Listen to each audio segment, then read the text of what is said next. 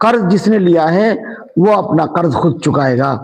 اگر بیوی کے بھائی سے یعنی سالے سے اگر کوئی قرض لیا ہے تو جس نے لیا ہے وہ چکائے گا. وہ اس کی بہن ہے تو اس کی ذمہ داری تھوڑی ہے کہ وہ قرض چکائے گی. یہ تو غلط بات ہے.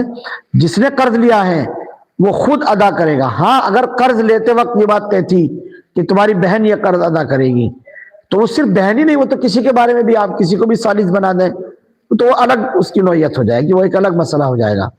لیکن قرض کا اصول یہ ہے کہ جس نے قرض لیا ہے وہ قرض ادا کرے گا.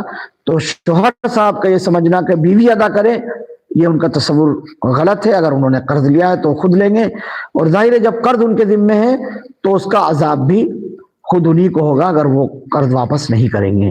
اگر قرض نہیں دیں گے تو قیامت میں اس کے اوپر پکڑ ہوگی، گرفت ہوگی کہ وہ قرض کیوں نہیں دیا.